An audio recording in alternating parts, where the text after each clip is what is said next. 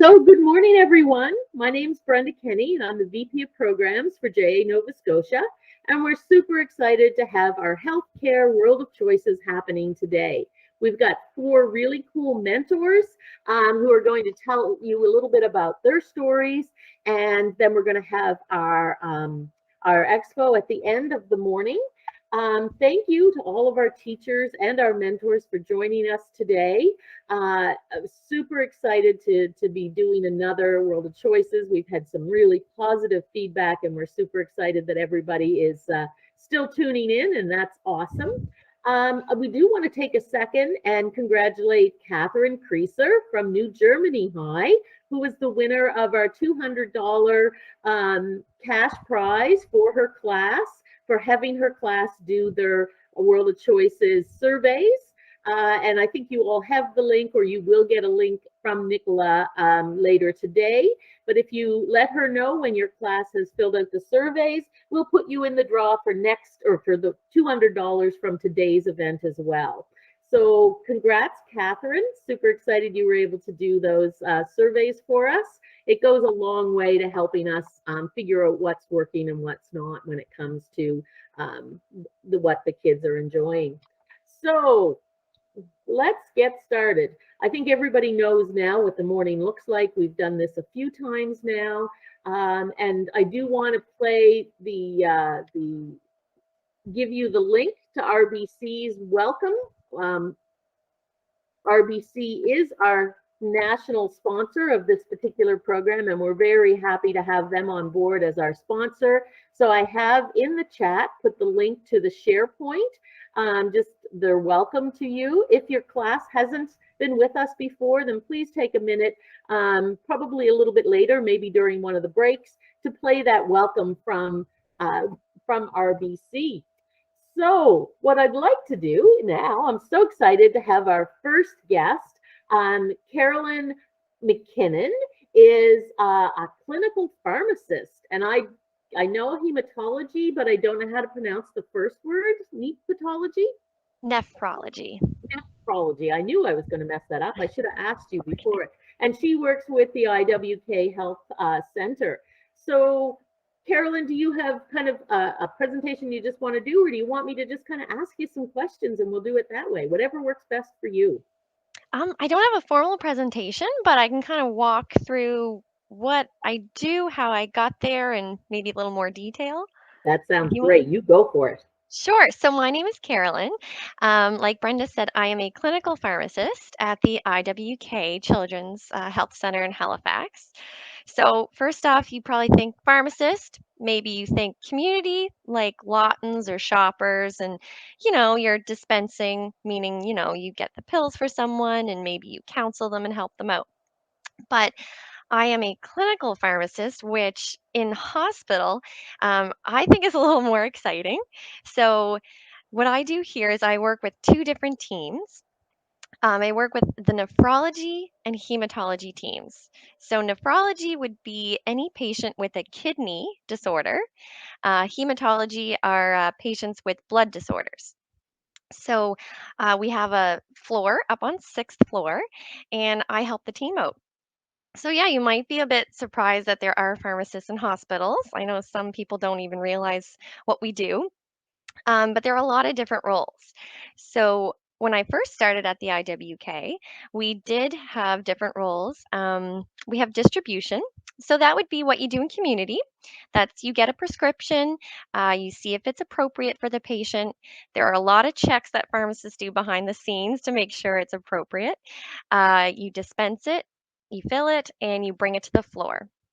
And we do the pharmacy for all the patients that are admitted in hospital. So that's our focus, are all the patients and women that are here. So then we also have, like a chemo room. So a pharmacist might help with particular drugs like chemotherapy for cancer patients. We have a sterile room. So you might help out with specific medications that have to be made in really sterile environments. So those are rooms that you have gowns on, which I suppose with COVID isn't too crazy to think that you're masked up. So you might help out with that. And there's a lot of things that happen behind the scenes. So where I'm clinical, I get to be up on the floor and I have a focus, like I said, kidney and blood disorders. So if a patient comes to hospital, gets admitted for whichever disorder, if they're not well, I can help out. And what a pharmacist would do on the floor, typical day, is you get to meet the family, you get to find out if they take any medications at home, and then you help the whole team here at the hospital figure out what meds they need now.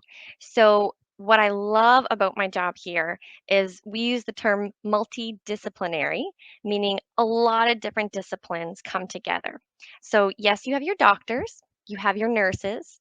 We also have dietitians, physiotherapists, even teachers here, social workers, the list goes on, and we work together as a team to take care of our patients. So for me, yes, I can help find out what meds they take at home, what meds they need now in hospital, what doses they need, if they have any allergies. Sometimes two drugs can interact with each other, so you have to tackle that. And then another challenge is when they're ready to go home to help that bridge that gap. How do they get the medication now that they're home? So we help with prescriptions, we help with drug coverage because not everyone can afford their medications. So some people have insurance and that kind of thing. So I guess that's my job in a nutshell. I can also describe how I got here, like a career path, if you like. Um, so there are 10 pharmacy schools in Canada. Two are French, uh, and two of them are in Atlantic Canada. So that would be the one in Newfoundland, Memorial, and the other one is Dalhousie College of Pharmacy. And that is where I went. Um, right now, to apply to a pharmacy course or a program,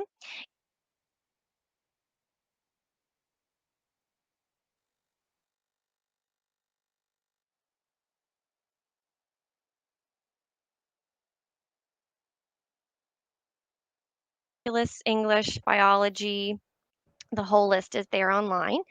And once you complete those 2 years, you can apply to pharmacy school. It is an interview process. And once you get in, it is a 4-year program. So I had done a 4-year undergraduate degree in chemistry and French just to keep things interesting. And I didn't know I wanted to do pharmacy. I was lucky that I did have a lot of family members in it, but it wasn't till I met a friend in my second year of undergrad that really got me thinking about healthcare. And, you know, people think of doctor first, but I found that a little intimidating and a little too hands on. So she was a pharmacist, my friend, and got me talking about it. And I really thought that could be rewarding. So I never regretted it since. So I got into Dalhousie Pharmacy. And after 4 years, there's a big national exam that everyone going through a pharmacy program has to do. So it's a two-part exam. One is written and the other is in person. We call it a practical exam. That's really when you're practicing, there's a pretend doctor in front of you or a pretend patient, and just to test your skills. And you have to pass that national exam to then apply for a license to be a pharmacist. And then I wasn't done with school yet, so I went on to do a pharmacy residency. So this is a program across Canada. There's about 100 spots. It's an extra year of studies at a hospital. So I knew I liked the hospital side of things. I think what appealed to me was working with the whole team. You know, you have the doctor right there, the nurse right there. And yes, you are seeing patients that are more ill at that time, but it's just so rewarding to help them through that hard time and then seeing them go home when they feel better. So, hospital was what I was leaning towards. I applied to a residency and I did that at the St. John Regional Hospital in New Brunswick. And after that, I applied for a job at the IWK and I've been here ever since. Excellent. Yeah. That sounds really cool. Really cool. I've worked in hospitals in the years ago, so I know that there is a pharmacy on staff, and most people, if you don't work in there, you don't always know that that's happening. So it's kind of cool, a little bit different side, because you're right. We all think of pharmacists as being, at the pharmacy. We don't think Hmm. of them as being in the hospital. So what would kind of be the pay scale for a job in pharmacy? Great question. So I can only speak to hospital pharmacy. I know when you think of community, there's a lot of different levels because you can be a manager, an owner, and work your way up. And same in hospital here. When you start, you're kind of in the dispensary. And then, like I said, I worked my way up to a floor. So I would say typical is actually $45 an hour. Wow, that's a lot of money. Yeah, It's a lot of schooling though to a get lot there. of schooling to get there. And I would say that's more the higher level once you've worked your way up. Yeah. It might start at 35, 38. Okay. Yeah. Excellent. Um, so what about work-life balance? Like, do you work a lot of shift work, those types of things? Yeah, so it's different for everyone. In hospital, I like to think we're the lucky ones because typical is Monday to Friday, 8 to 4, which is a dream. However, every 4 months, we do have to do so many night shifts and so many weekend shifts. So a night shift is 1 to 9 p.m. and weekend shifts are 8 to 4. So you do have some shift work and some nights there to sprinkle in your schedule. And I'll also mention what's unique to the hospital is we have a pharmacist on call every single night. So our pharmacy closes at 9, but something might happen in the middle of the night that a patient needs access to a very special drug that they can't get their hands on the floor, or someone has a question about a certain drug dosing. So there's always a pharmacist that has a computer and a phone at home, and they're at the ready to be called any time of night. So we do have to do so many call shifts every quarter too. All right. Doesn't sound like you do a lot of the call shifts and those types of things. No, I'd say 1 in 3 weeks, like one That's night every 3 weeks. yeah. So that sounds like there's a lot of pharmacists at the IWK. Do you have an idea how many would be there? Our whole pharmacy staff, including technicians, there's about 65. So I think there's 20 to 30 pharmacists. Wow, that's a Yeah, lot of people in one, like that's just one hospital. yeah, yeah. We're a big team. It sounds like it. Um, so what kind of courses should kids take or the students take in high school that would help them get into the programs they need to get into? Yeah, so with a pharmacy program, there is that 2 year requirement to get all of the necessary courses in. I say 2 years. I took 4 years just because I wanted to finish a degree. So a lot of them are a bit science oriented. So I did lean towards biology, chemistry, and even physics and math and that kind of thing. So if you take it in high school, it does help out for your first year university. I do find that first year university is a huge transition. It's all on you now to do all the coursework. So if you've been exposed to it in high school, it's a little lighter on the head in your first year of your Right. undergrad. So yeah, probably the sciences. Yeah. And I mean, I know the hospitals have been greatly affected by COVID, but how has your position been affected by COVID? Well, when it first hit, it was a big change. We changed everyone's schedule, and for 3 months, we did 12-hour shifts. So we were here 8 to 8, and it was a rotation. It was 3 days on, 3 days off, 2 days on, 2 days off. But we had a lot less patients admitted because of we weren't admitting people just for checkups. We were really having to restrict that. We couldn't have learners, and something I love about pharmacy is we always have pharmacy students or residents around. Second year, fourth year students in pharmacy are required to do rotations, and the school will give you a placement. So we always have learners, which I absolutely love because I learn from them. They know all the new tips and tricks out there. So we didn't have any learners for a year. And what's unique about my nephrology position, so those are the kidney disorder patients, is we are the pediatric nephrology center for Atlantic Canada. So any child with a kidney disorder that needs to be seen by a specialist would come to the IWK. So we have a lot of patients from Newfoundland, New Brunswick, and some in PEI. So for them, it was challenging because they weren't flying in for their regularly scheduled yearly visits. So a lot of virtual things and doing things remotely. So I call Newfoundland a lot and touch base with my patients. Yeah, so that was a challenge. That would be very different for Yeah, sure. I mean, I know that, as frontline workers, it really affected the healthcare system an awful lot. And yeah. hopefully we're past the worst of it now as we Mm. all get vaccinated and things like that. So hopefully that's mainly over. Do we have any questions from any of the teachers or students? I am watching the chat. If anybody'd like to put some questions in there, it would be great. I'll put a little plug in. Yep. Another great thing about pharmacy is for your license every year, you are required to have 15 continuing education points. We call them CEs. So, what I love about this job is it's continuous learning. You can never get bored. There's always new drugs, always new therapies, always new studies. So, you're always learning these things, and you do have to complete so many a year. And I love that. And our role is evolving. So 3 years ago, we weren't injectors. So just like in community, you can get your flu shot. We helped out with the vaccine COVID clinic this year. So I was helping inject some of the first round of patients. So that's a huge thing. I know in community pharmacists can prescribe for certain things now if you can't get in to see your doctor. Hmm. So when I first got into pharmacy, none of that was in place. And fast forward 5, 6 years later, and here we are doing flu shot clinics, COVID clinics, prescribing. Yeah, so it's exciting. Yeah, and I mean it's great. Then a lot of jobs get a little bit stagnant, but you certainly would never become stagnant in your position. Now every day it's something new. Yeah, I can see. Yeah, that would definitely be true.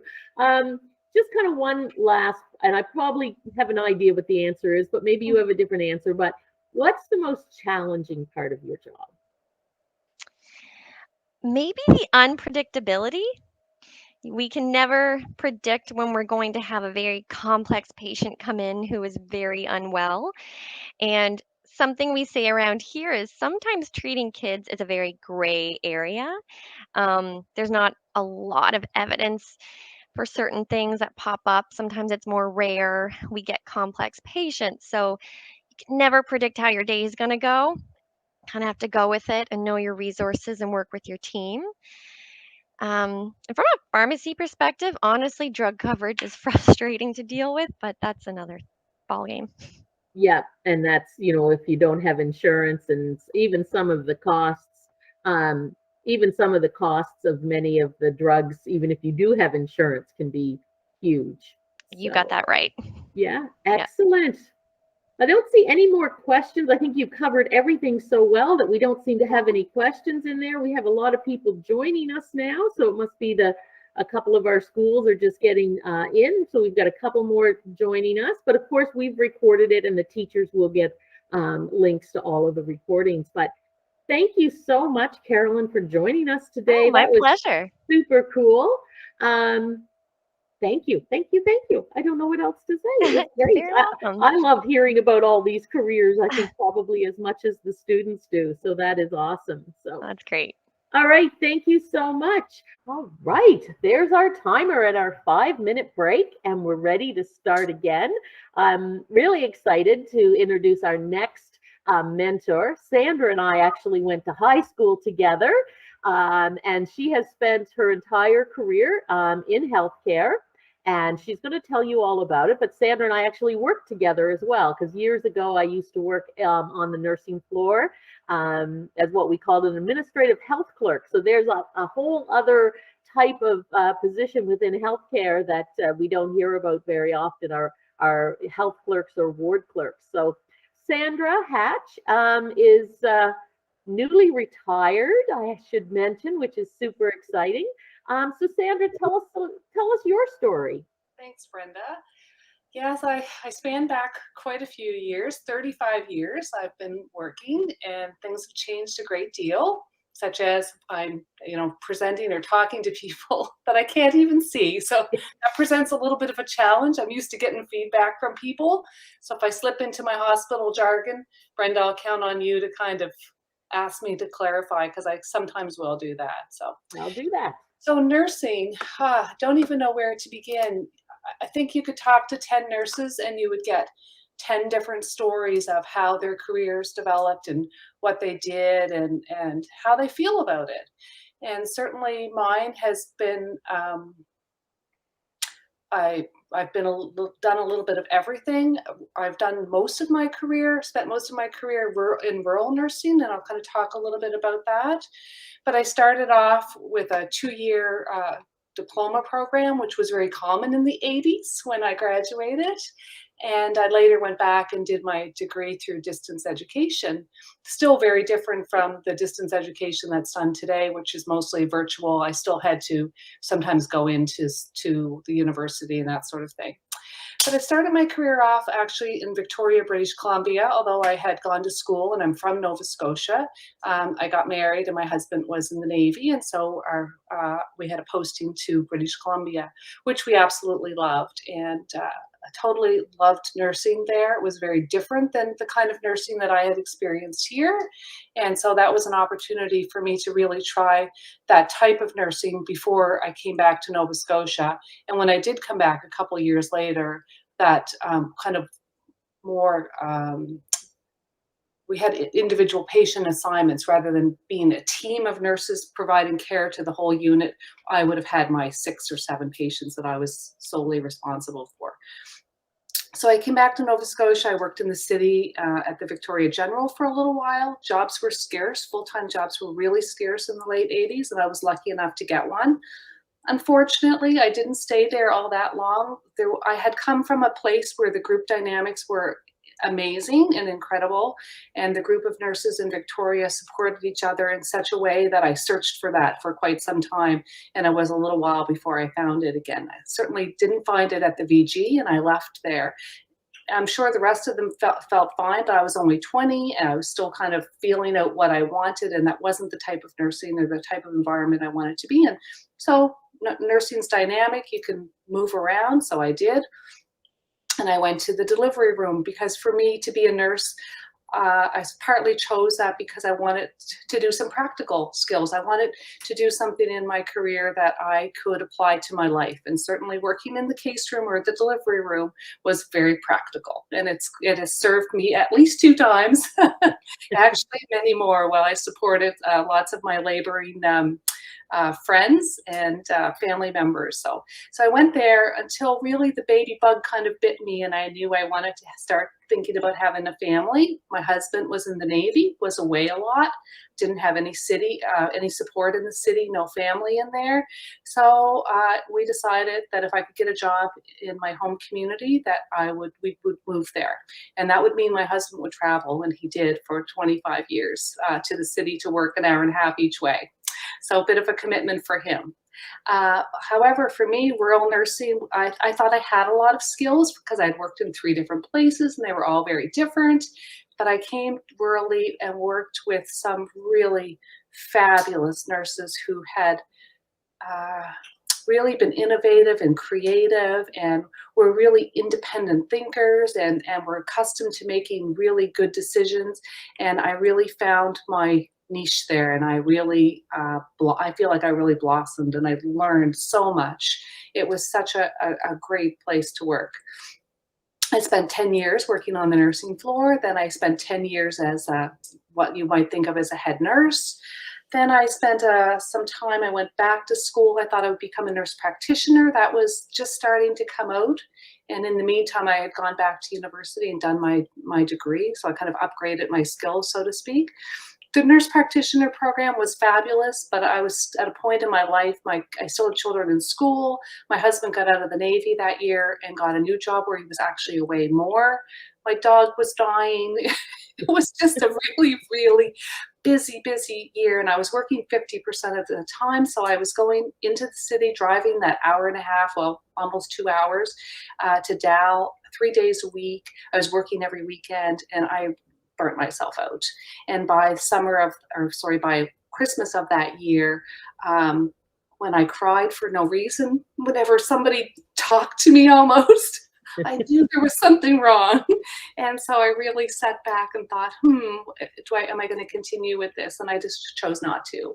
And it's not something that I've ever regretted, although my last job is very much in keeping with a lot of the skills that a nurse practitioner would have.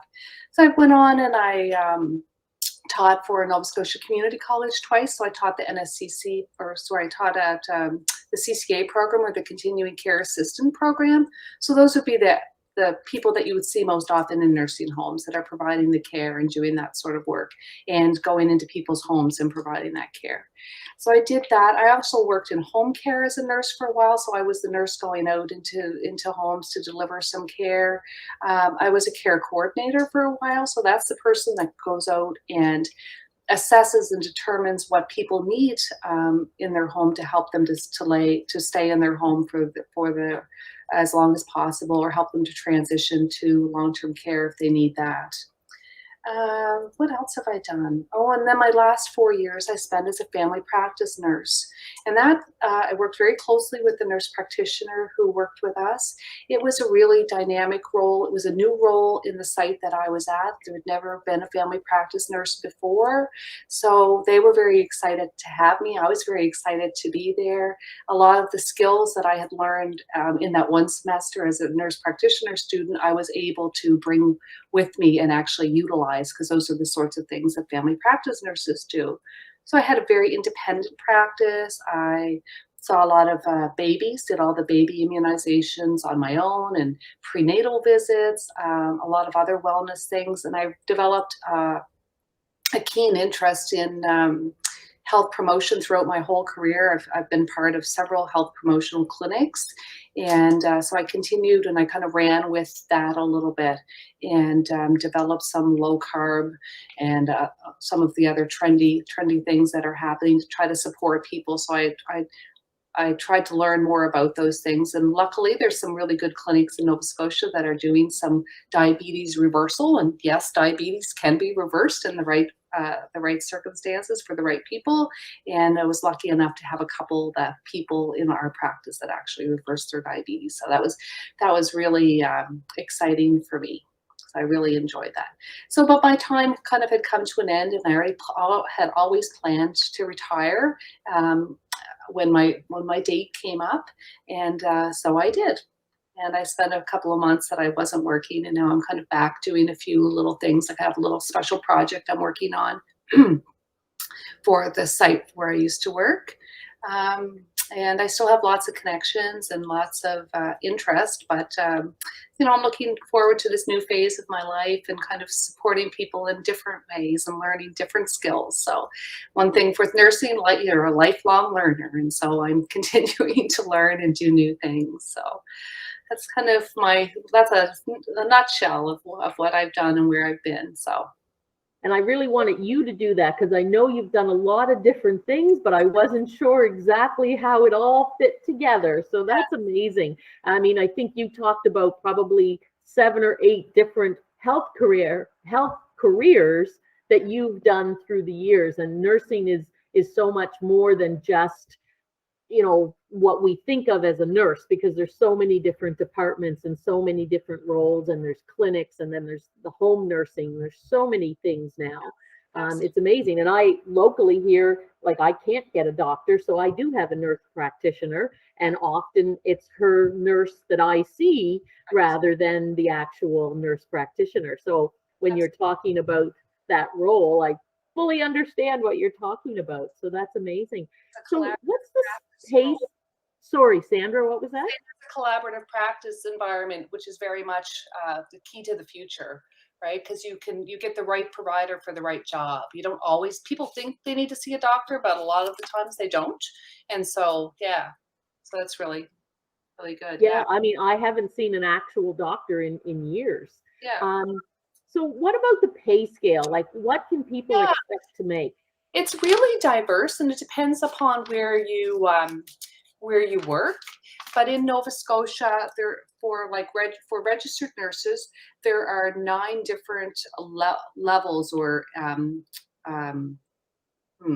salary scales, so to speak. So most staff nurses or nurses that you think about, and even in all of my nursing roles, I worked as an RN too. And that's really the most common. And the pay scale for that is somewhere around $65,000 to about $85,000 a year. If you're an RN9, you can make as much as $95,000 a year. If you're a nurse practitioner, you can make up to about $115,000 a year. Plus, on top of that, there are several incentives. There's a leadership premium and there's an education premium. Generally, when I was working, I would get both of those. So that's another couple of thousand, maybe $2,500 a year. If you hold a national certification with Canadian Nurses Association, which is our national nursing body, then that's another $1,000 a year. And I held that up until 2020. I didn't renew it when I knew I was going to retire. But so there are lots, and then there's opportunities to make overtime. Certainly, I know staff nurses who've made more than $100,000 every single year because they worked overtime. Wow, Yeah. excellent. And I mean, obviously, with the healthcare crisis that we're going through, there's lots of opportunities. Yes, there are jobs everywhere, and I understand that this year all of the graduates have been promised jobs in Nova Scotia. So it's something that we've always been working on, trying to be more innovative and creative. But our system is big, and sometimes we're not as responsive as we would like to be. But I think that is an area that they're trying to address, and let's hope that they're able to do that. So yeah. Excellent. So what advice would you give a student who's interested in this career? I would say be really open. Think about where you want to be and what you want to do, and make it happen. I mean, I think that you can. When I think back to myself, when I started, I was only 20 years old when I started nursing. I was working on a unit where it was a women's surgical unit, and all the women were the age of my mother. And it was my first job, and I was not in my home province, and I was scared to death, like every new nurse would be. And I remember thinking, why are these women my mother's age going to listen to me? Why are they going to, we had a lot of teaching that we needed to do. And so I used to go to those more senior nurses and make sure that what I was telling was absolutely right, that I couldn't improve or whatever.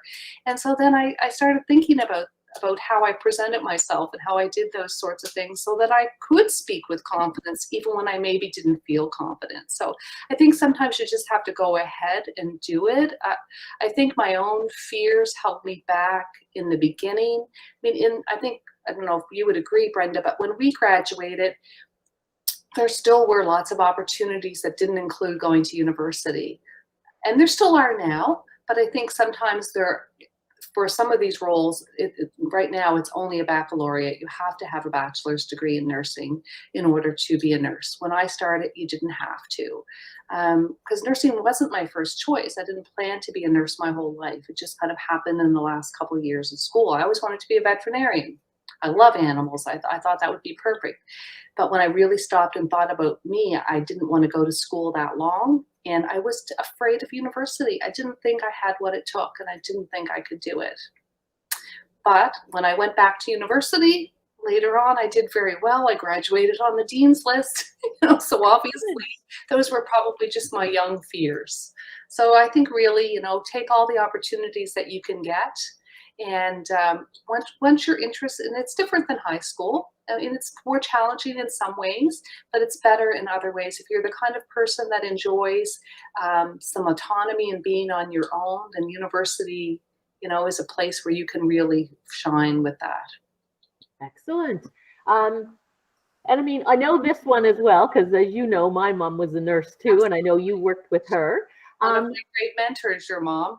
Yeah, she was a good nurse, that's for sure. But can you talk a little bit about the work-life balance, especially in rural nursing? Yeah, work-life balance is is a challenge. It absolutely is in any area of healthcare. It doesn't matter really what you're doing, from housekeeping to working in the kitchen to being a nurse to being a doctor. There's a lot of work-life balance concerns, and so I think it's really it behooves us as individuals. It's our responsibility to make sure we're not working too much. So as a registered nurse, I'm as responsible on hour 12 of a 12-hour shift as I was at hour 0. So if I accept overtime, I have to be able to perform at the same level that I perform at any time during my shift. So you have to be able to say no. So when I was a manager, I used to say to people, they'd sometimes say, "You ask me so much," and I would ask me to work so much extra or whatever. I can't work this much. I said, it's my job to ask. It's your job to say no. If you can't do it, just say no. It's okay. But I have to ask because I have to fill the shift. That's my job. Yeah. Right. So then as a staff nurse, I've often said no, and you have to learn to say no. Sometimes I didn't say no. I can remember I just got home from work one day. We're still working 12-hour shifts. And my good friend, another classmate of ours, a good friend, called me and she said, "I don't have time to talk to you, but I need you to come back to work." And I said, "Okay, be right there." Left, got up, got dressed, had just gone to bed and went back. So you have to know when, I knew that she wouldn't call me if she didn't absolutely need me. So she did. I went in for a couple hours and then I went back home and went back to work the next day. That didn't happen all the time. So certainly you can work overtime, work extra, but you have to know when to say, yeah, no, I've had enough. I can't do anymore. And that's kind of what happened to me in that year that I was doing that nurse practitioner training. I probably shouldn't have worked 50% of the time, but I did, and I just, overdid it. So it was a good lesson for me. Yeah, Don't I think, being in charge of our own kind of mental state is an important piece, and learning to say no is something that you really have to build up to. It's not an easy thing to do, and I think we all need to learn to do it a little bit better. Absolutely. And I think COVID has taught us that too, as well, right? We think about all the frustrations and the uncertainties of COVID and how that's impacted people's mental health. And I think we've learned kind of to set limits and accept limits in a better way than we did before. And we maybe pushed each other harder than we should have. For sure. And we know that COVID has greatly affected the healthcare system.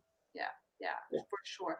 And not, where I worked, because we're in an office setting, there certainly were changes. We went from 100% in-person visits to 0 in-person visits in the very beginning. They were all on the phone. And then now we do a combination. So if I were working, there's a combination, mostly in person, but there's still some on the phone because our practice folks were a little bit older, let's say. We didn't take on the whole virtual as in computer and cameras and that sort of thing. But I'm hoping that my replacement, she's young and keen, that she will really drive that forward when she comes. She's on maternity leave, but when she comes back, that would be something, because you get so much more out of a visit if you can see the person and kind of interact with them than you do in the environment where you don't really see, you're just talking on the phone. So yeah. Very true. Very true. I'm also open to questions in the chat. If any of the teachers or students have any questions, they can put them in the chat and I will make sure Sandra can answer those for us as well. We've got about 2 minutes left and then we're going to go to our next break. So if you have any questions, please put them in there. I just thought of a great question and now it's gone again. See what happens at our age, Sandra? We lose our questions. I understand that very well. Yeah. Yeah, we definitely sometimes lose. Oh, I was going to ask. So most of our students are in grade 9 and 10, and they're picking high school credits or courses. What are some of the? Tara just said the exact same one. What courses would you recommend to students who are in high school? Right. So all academic level class courses. Different universities have slightly different admission criteria. So for DAL and Santa Fax and CBU, slightly different. So I would check with them to see what courses you need. But certainly you need your sciences, you need your chemistry, you need your math. What other whatever other sciences might be helpful to you. You know, your biologies could be really helpful, although maybe not be a requirement, but if you could pick those up as an elective if they're not a required course. And yeah, just make sure that you really check with the universities and see what their course requirements are, because they can be different. Yeah, you don't want that to stop you from getting in. Exactly. And I know a number of people have had to go back and do some upgrading in order to get in. Absolutely. And so that was not uncommon at all, right? For people to have to go back and do a certain science or that sort of thing. Yeah, for sure. Excellent. Well, thank you so much, Sandra. It was so great to see you. I mean, I see a little bit what's going on from Facebook, of course, but it's great to see you in person, and maybe we'll get back to hanging out at the beer garden in the summers. Yes, yes. It's been a while since I've been there, but yes, that could be. So I hope that was helpful and that you got a sense of how dynamic nursing can be, because it can be an incredibly rewarding career. Excellent. Yeah, I mean, just the number of things that you've done in your career line is amazing, because, you know, again, a lot of people think a nurse is a nurse, but there's so much more to it. It's not like you see on TV. You don't sit and wait for the doctor to tell you what to do. You've already got 3/4 of those things done by the time he walks in the room. Exactly. Excellent. Well, thank you so much, Sandra. All right. And to our teachers, we're going to take about a 4-minute break. So we're going to set up the timer for everybody so that you're ready to do a break. Thanks, Sandra. Thanks. Take care. Bye-bye. Okay, bye-bye now. Excellent. I think so far we've had some amazing healthcare mentors. Certainly lots of great information. And our next mentor is Kelly Carrington. And Kelly can turn on his mic and camera again. There he is. Excellent. And Kelly does a lot of different things within the healthcare field. So he's actually a registered massage therapist, but he's also a doula. So Kelly, tell us a little bit about you and your journey. Well, I'm a dad of 3 boys, and I've been a massage therapist for 20 years and a doula for about 9. And it just sort of evolved from being a massage therapist into the doula work, and it's been pretty great so far. Great. Why don't you tell our students what a doula does? So a doula provides support emotionally and physically to people who are having babies. We provide prenatal education. We're there on the birthday itself, and we provide all of the care that comes after the baby is born for the family. Excellent. So did you always think this is what you wanted to do? No. No, I thought I was going to be playing in the NFL. No, being a massage therapist, it just made a lot of sense to transition into the birth work because I see a lot of pregnant clients, and it just seemed like a good way for me to continue the care for my clients and other people as well. And it just kind of fell into my lap. People thought I would be good at it. And I looked into it and I talked to my wife and she said, go for it. So I did. And it's been a great journey so far. Excellent. So what type of education do you need for each of these roles? Because they do have different education. Yeah, massage therapy is a 2-year diploma program, and there's many schools here in the city and around the country. It's very intensive. You pretty much sign your life over to study for 2 years to become a massage therapist. The doula work, there's different organizations around the country. Most of it is self-directed, but you do have to take some specific courses in order to make the qualifications. And then the biggest part of the work is actually going to births and helping families.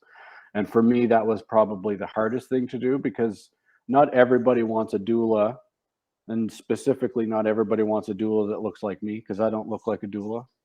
If there is an image for a doula, I'm not what people envision. But I had enough families that trusted me, and that's how I got my accreditation. All right. So what does kind of a normal work day or work week look for you? And I know there's no such thing as a normal work week when it comes to babies. No, it's not. And so like with my massage practice, I'm usually booked up with clients 6 weeks in advance of time. And I run a mobile massage company. So I go to people's houses and I go to businesses instead of having an actual clinic. So I'm on the road driving all day. And then when I have a family that I'm working with, like I'm on call for a baby right now. So my clients get a notification that say I'm on call this week. If I can't show up to your massage, or if I have to leave in the middle of it, it's because I have to go help a family have a baby. And then that could come any day. And it could be 2 o'clock in the morning and I have to get up and go to town, or it could be 2 o'clock in the afternoon when I'm with a massage therapy client and I just have to drop everything and go help them. So my days vary. And then of course I have 3 kids. So I have to get up. I'm up at 6 o'clock making lunches, making my wife's lunch, getting them out the door, and then I go to work. And then I just kind of see what my day brings. So that's one of the great things about it. Every day is different. Every day is different. There's never 2 days that are exactly the same. And that's why I really enjoy it. And I'm self-employed. So I am my own boss. So I get to set my own hours.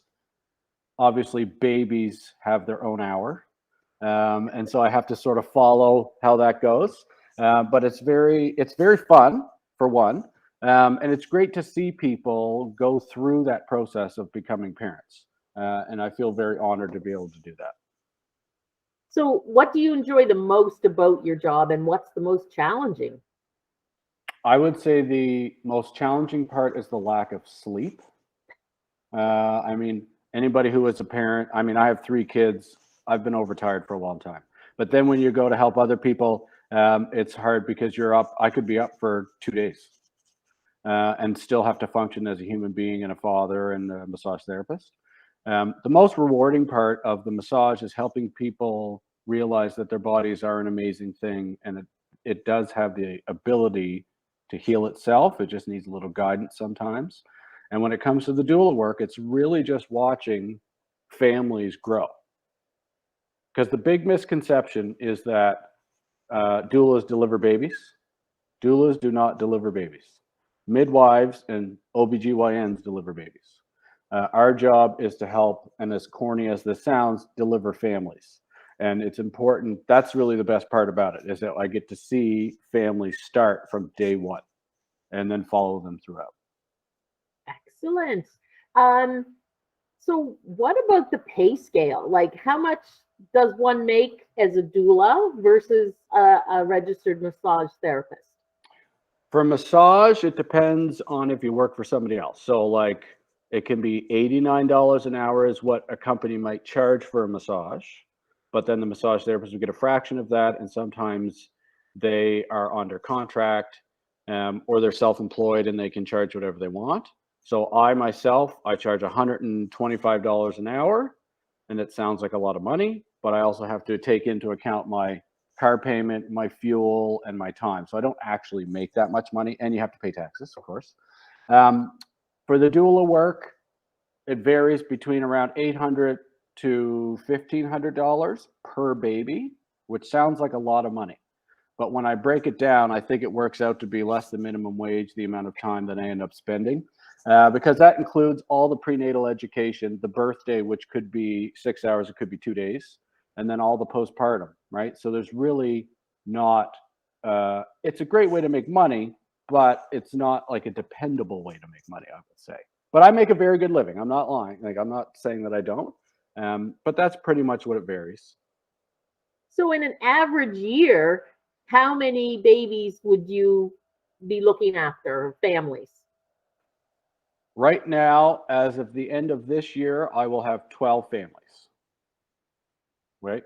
Every Yep. year it just keeps going up. So I have 5 already booked for the new year. And so like in the beginning, I thought maybe I'll see 6 families a year, because like I said before, there's like this many people that want a doula, and then there's like this many people that would like me. And so it just varies. I never turn anybody away, and I'm always open to working with any families. It just depends on who hires me or not. But on average, I'd say about 10. All right. And this is just kind of a more detailed question. You don't have to answer it if you don't want to, but who pays a doula? Is it the family, or is it part of our healthcare system? No, it's outside of our healthcare system. Some families actually do have private healthcare that will pay for it. Okay. That's very few, but most of the time it comes out of the pockets of the families themselves, or their friend group or family group will say, hey, we will pay this for you as like a baby gift sort of thing. Yeah. Well, that's a really neat way to do it, isn't Yeah. it? Oh, yeah. Because I understand that it's not cheap, but all of my clients say that I don't charge enough as it is.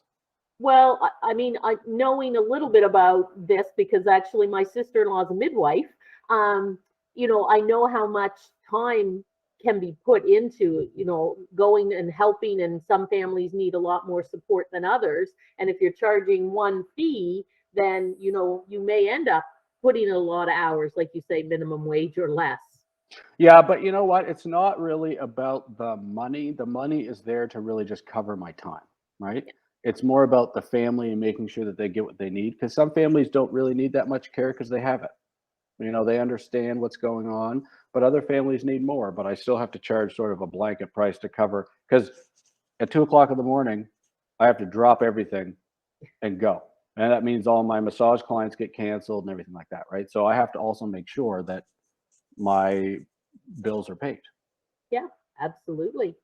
So, what advice would you give a student who's interested in either of these careers? Just do it. If you feel like, honestly, because it can seem quite daunting, and it doesn't matter, who you identify as. Like, if you really have the passion to help people, just do it.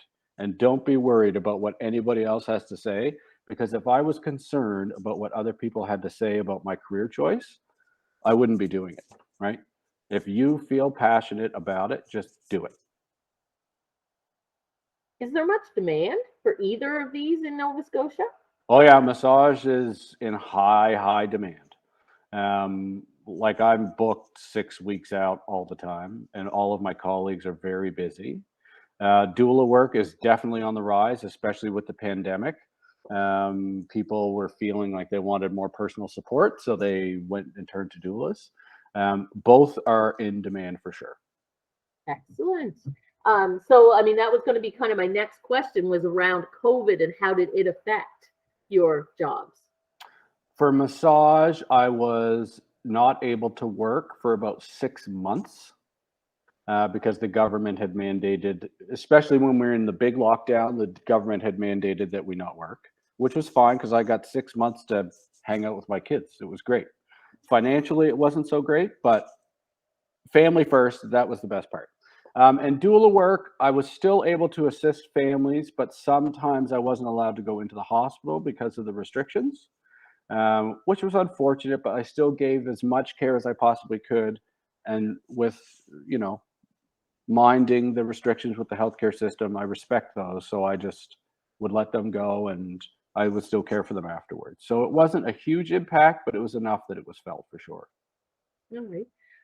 Any idea what type of courses would be helpful in high school if somebody was interested, like your biologies? What type of courses would people take in high school to help them get into these roles?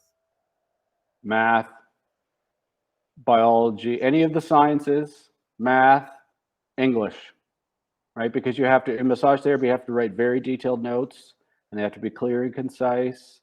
And with the doula work, you still have to do the same thing. Math is important, especially if you think about wanting to be self-employed. You have to know how to do math because it's very important, because that's how your business runs, right? It's all about money in, money out, and what's left.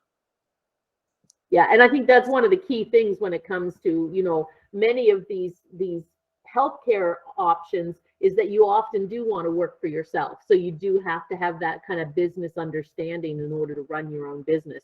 Because as you said, you got to pay for your expenses and have some sort of income to live on as well. Absolutely. And it's not very complicated because you charge a fee, you owe people money, like the government, and then there's a little bit of a slice that's left over for you, and you have to use that very wisely. Yeah, that sounds just about perfectly right.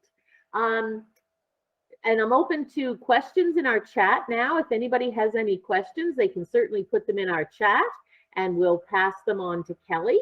Anything else you wanted to tell us about it, Kelly? No, that is just really great. And I know that it's not like on the top 10 career choices for most people, being a massage therapist or a doula. But I would say that being in the healthcare field is extremely rewarding because everybody needs care. And it's very rewarding. Where did I go to school? For massage therapy, I went to Northumberland College here in Halifax. And that was a long time ago. That was 20 years ago. I started school 22 years ago, actually. Excellent. And then you did most of the doula was self-directed online? Yeah, Or? yeah, it was through an organization called Doula International, and it's all self-directed. There are courses that you can take here in Halifax if you want to become certified, and then they lay it out for you. But that was all pretty much self-directed. Self-directed. Is there an exam or anything that you have to do in order to become a doula?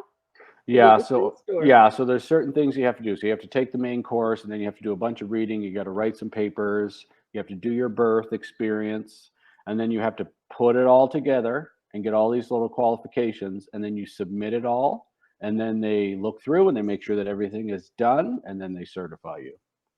Yeah. Excellent. And I know you talked about more and more people looking for doulas. Do you think that's kind of the future, that more people are going to go to doulas and or midwives for more personal care? I think so. Yeah, I think it is because it's part of families taking ownership of their own care instead of just becoming patients. And I see that trend, and it's really good because it empowers families to be able to make their own choices and really advocate for themselves. And if they have the support in that, then the overall outcome of that family is usually better. Excellent. And I think too, just with the shortage of doctors and things like that, like people may not feel they're getting as personalized care, maybe. Yeah, absolutely. And I mean, the shortage I don't think is going to go anywhere. And so people are seeking ways in order to take more control of their personal health care. And if that's the case, then the demand is just going to go up. And I think we're seeing that with a lot of what people used to think of as alternative medicine, whether it's chiropractors or, doulas for certain, and midwives as well. And then, massage and all of those kind of things that people used to consider kind of extras are really becoming so mainstream now, and something that so many people do is part of their healthcare regime.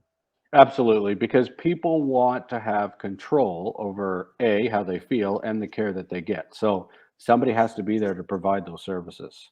And you ask around anywhere, everybody's busy.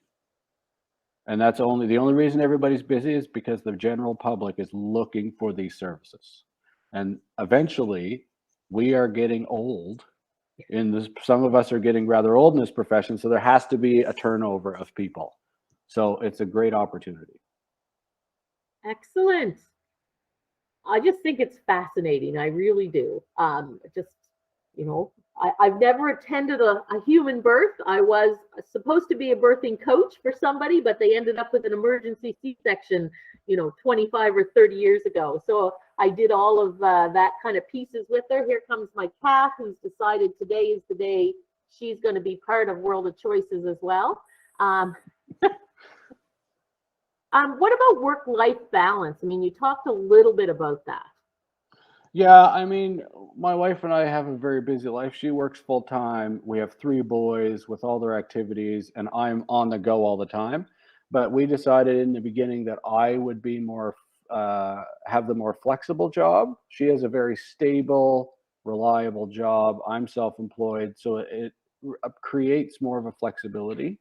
So if the kids have something, I can just rearrange my schedule to make sure that that's happening. Okay. We try our best that somebody is home all the time. So like I work in the morning, but I make sure I'm home when the kids get off the bus. It could be very hectic, and I do take multiple trips in town, but that's just the way that we've chose it. If you are self-employed, you have the control. Sometimes you don't feel like you do because you feel like you always have to be making money, but you have the ultimate control, right? Just set your schedule, know how much money you're going to make, and do all those things. So you have the ability to set that balance yourself. I'm working on getting more balance for the new year, because I feel like I was not getting enough balance at home because I was working a lot. Because the demand was there, so I took advantage of it. But I'm really working in 2022 to just slow down a little bit and be home a little bit more and just chill out. Excellent.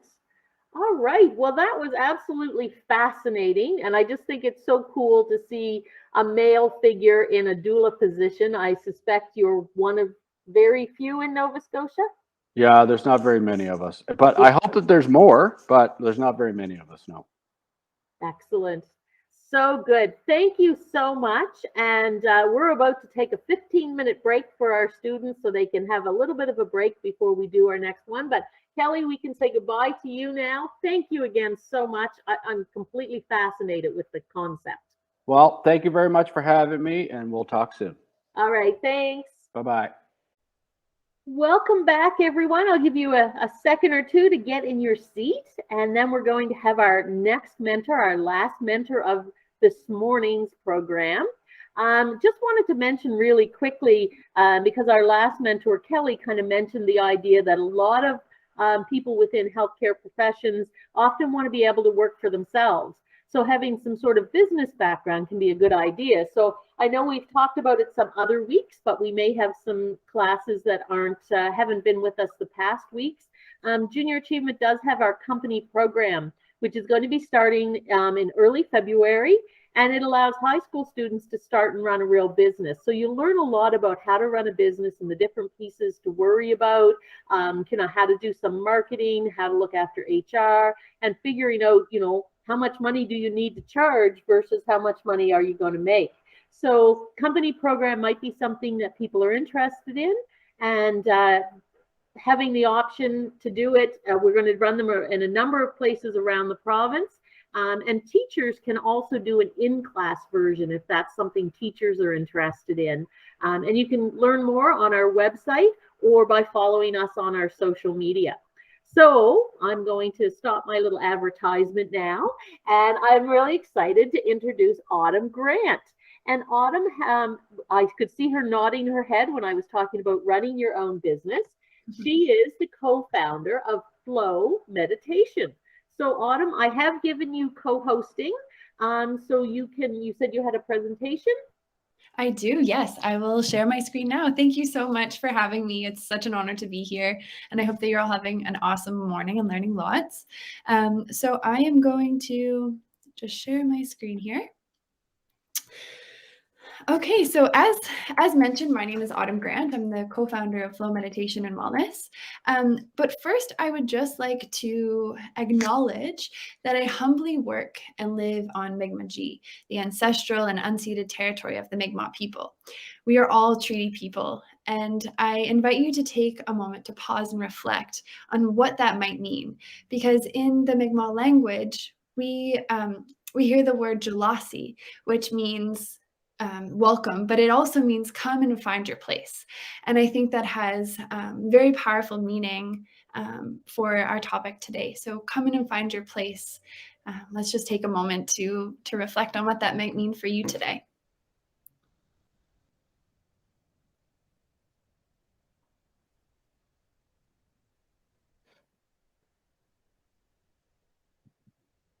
Okay, and as mentioned, my partner and I are the co-founders of Flow Meditation and Wellness. We established our business in the summer of 2018 with a mission to build a happier, healthier, and more connected society through mindfulness and meditation. So I'm Autumn, my partner is Jonathan, and we are also a family. We have 2 young girls. We have Florence, who will be 4 next week, and we have our second daughter, Irie, who is 8 months old. So we're a family-run business, and we also consider ourselves community connectors with a mission to really make this practice accessible to everyone without, having the tabooness of meditation, and really trying to show people how awesome and beneficial and wonderful it can be. So I'd love to tell you a little bit about my path to how I got to become an entrepreneur in healthcare. And I'd like to take you back to high school. So in high school, I graduated from Halifax West in 2008. And I was the type of student who was super into sports. I love fashion. I wasn't always the strongest in maths and sciences, which you might expect in healthcare. But I only ever really considered options that I knew were professions. I considered becoming a teacher or perhaps a nurse. But I really had this drive in me to experience the world outside of school. So after high school, I took a gap year and I moved to Florence, Italy to become an au pair. And I lived with an Italian family. I helped take care of their children. We traveled all over. We sailed. We went snowboarding in the winter, and it was the most influential year of my life. And the family actually had a non-governmental organization in Ethiopia where they would help street children learn the technical skills to live sustainably.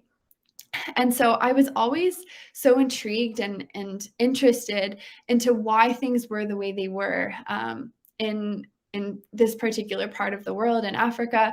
And it consumed me. So after my year abroad, I returned back to Halifax and I attended Dalhousie University.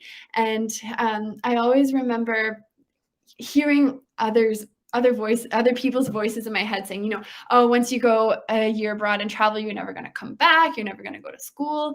But it was really this year that inspired me to take action and come and study international development so that I could have a better understanding of how the world worked and why things were the way they were. And I got a combined honors degree with environment, sustainability, and society as well. And so this kind of went against my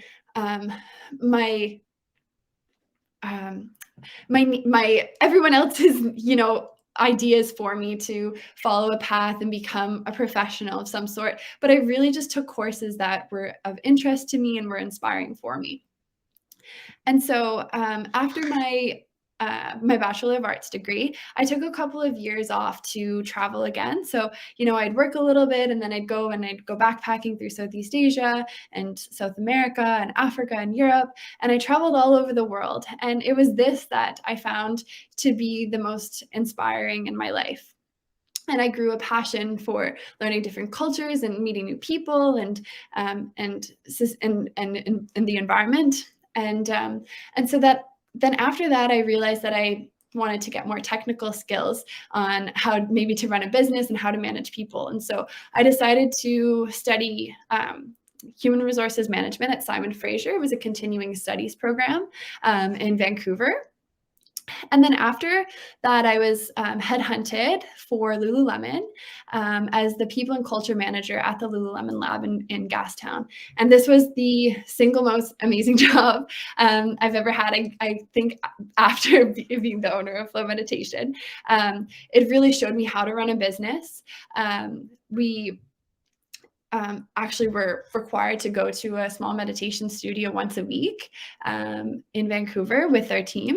And it truly changed my life. It put so much into perspective for me. I was always the type of person who was like, go, go, go, super busy, trying to fill my plate with as much as I could. And then this opportunity to slow down and connect in with myself changed the way I did everything. So this practice of being present in the moment and slowing down to connect into my body, into my mind was life-changing. So fast forward a little bit, my partner, Jonathan, and I started a family in December 2017, and we had our first daughter, Florence. And after that, we moved back to Halifax.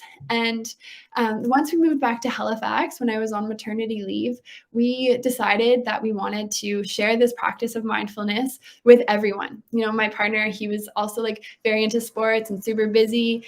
And this practice just changed our lives. It enhanced our mental health.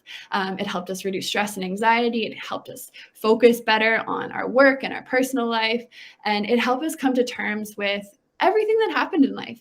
And we really began to live it and breathe it, and it just became our life. And so we wanted to share this practice with everyone.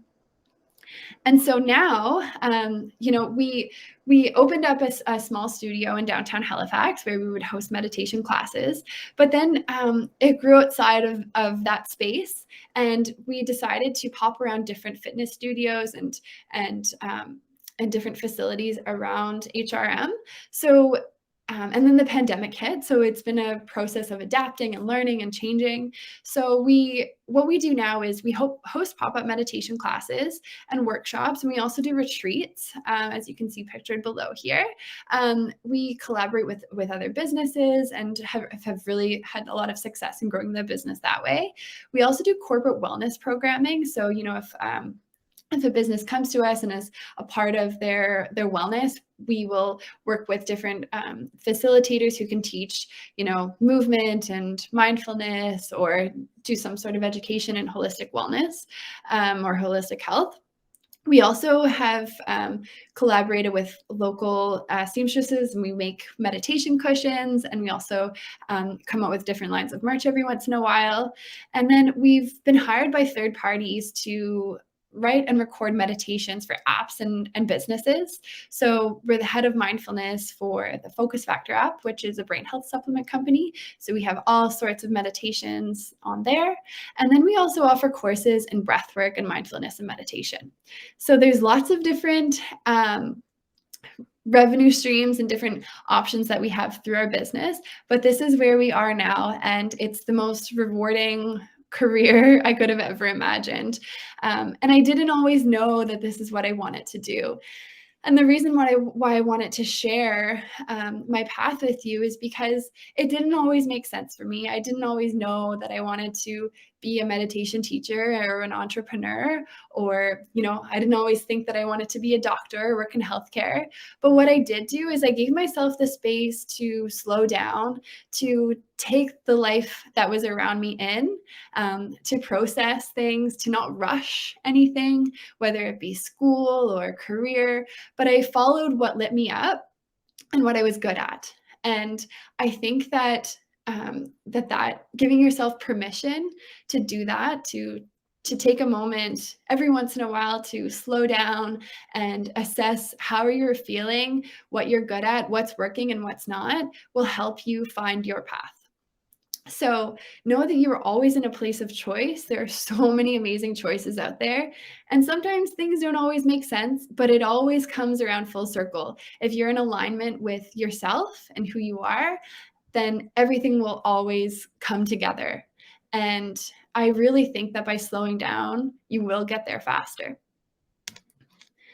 And so I just wanted to end with a quote. Your mind shines brightest when you enlighten others, your heart when you encourage others, your soul when you elevate others, and your life when you empower others. And this is something that we really love to live by. And it's all about, you know, community building for us, and as a way of preventative mental health and for healing a lot of the traumas that you might not even know you've experienced in your life. So thank you so much for having me. I'm very much open to any questions you might have. And I will come back to the screen here now so that we can open it up for questions. Thank you, Autumn. That was amazing. You know, I'm a big fan of travel as well, and I think it really helps you to see what it is you're interested in and kind of what does give you joy. And I think it is a huge, I know I did a travel year and I didn't do mine till I was in my 30s, but it made a huge difference in how I now process things and what I choose to do and how I choose to spend my time. So I think it's great, but we have some questions coming in. So if you're able to stop presenting, are you able to do that? There we go. Then we can see more of you. And so we've got a couple of questions coming in. Miss Combs' class, we're wondering if you could talk about kind of the pay scale for this work. That's a great question. And it differs. So I broke down the different streams that we have, and the pay scale varies. So, you know, sometimes we'll do a lot of free events because a huge value of ours is accessibility. And we want to make sure that, you know, we're in alignment with our goals to make this practice open to everybody. But then if I were to go to a fitness studio and teach a class, I'd receive on average between $40 and $60 for a 45 to a 60-minute class. Then we do bigger things. So, you know, we have a contract with a different meditation app, and, you know, we can charge, you know, hundreds of dollars for a meditation. Or if we have a corporate company that hires us to do a mindfulness session for their employees, we could charge typically between $400 and $500 for an hour session. And then we can get into conferences, which, you know, you can work your way up and earning between $1,000 and $2,000 for an hour speech. So there's many different pay scales. And the thing is that, you know, being an entrepreneur and being a mom of 2 young girls, I have this amazing ability to create my own hours and take on what I want or need to take on right now.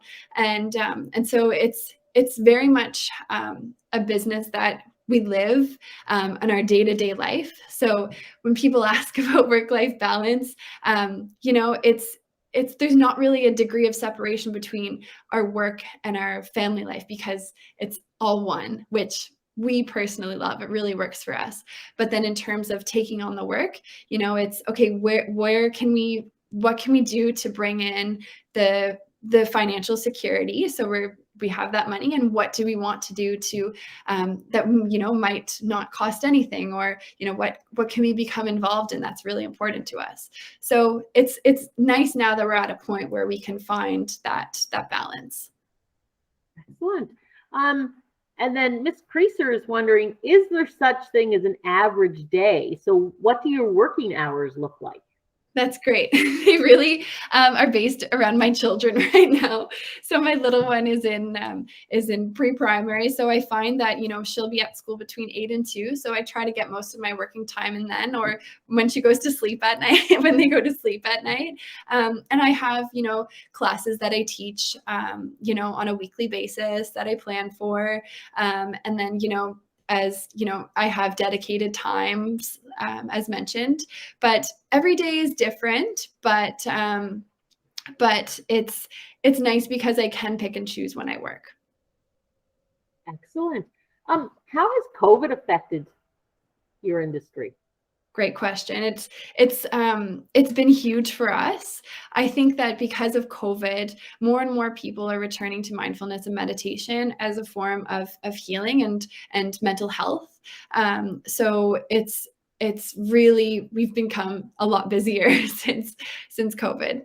Okay, we don't always hear that you've become much busier, especially when you own your own business. Exactly. And we let go of our physical space, and it's been really awesome because we'll work with other, you know, yoga studios or fitness studios where, you know, we can be like, okay, let's collaborate on a class. We'll pop in and do a workshop on this day. So we don't have the cost of overhead of having our own space. That's very true. So what kind of advice would you give a student who might be interested in this? I mean, are there courses they should take? What should they take in high school? That's a great question. I think that that psychology really helps. I know, you know, I did my meditation teacher training through the Lab of Meditation, which is a 200-hour meditation certification in accreditation with the International Mindfulness Teachers Association. And that was with my teacher in Vancouver, Hiroko Demichelis. So that's a great option. I know that some people, you know, may start with like a yoga teacher training, which is really nice. And through Flow, we actually offer a breathwork and mindfulness meditation teacher training. It's just a 30-hour as of right now, but it's nice to get started or to complement something that you may already have. You know, we have psychologists who have done it. We have, you know, even massage therapists who have just brought it in as a means of enhancing their practice. Excellent. What do you kind of think about as the biggest challenge maybe of your job? The biggest challenge, that's a great question. I really, really love it. And I can't really think of any major challenges. It's a dream for us. It just feels like everything's really come together. So I think that maybe the way that it fluctuates. So, sometimes work will come in, sometimes it won't. And so when it's not coming in, we have to be like, okay, let's go back to the drawing board and, maybe reach out to different organizations that maybe might be beneficial. So that bit of fluctuation as an entrepreneur can be tricky sometimes. Excellent. Yeah, I think being the entrepreneur might be the harder part of it because you're the one in charge of your financial stability. Totally. Excellent. Well, thank you so much for joining us today. I think it's absolutely really cool. And I'll have to talk to the team, but I'm trying to think of something to do as kind of a team building, but also something for the team in the new year. So I think I'm going to be in touch if you could come in and do an hour or two with us and just, oh my gosh, take us through that. I think it would be amazing. So I'm definitely going to reach out the new year. I've got some meetings with my CEO this week, but I think it's exactly what we're kind of looking for. Oh, good. Yeah, it's so nice. We'll come in with our cushions and really set the ambiance and set you up to learn how to meditate and really just take that time for yourself to become the master of your own nervous system. Sounds amazing. Thank you so much for joining us today. Thank you to all of our mentors. We've had some amazing mentors today. Healthcare has so many different careers within it and so many that we don't think about, like what you're doing. And it's just amazing. But thank you so much for joining us today. Well, thank you so much for having me. It was an honor. And good luck with everyone. And if you have any further questions, you can reach out to us through our email or on Instagram. Excellent. Thank you, Autumn. Take good care. Okay, bye-bye now.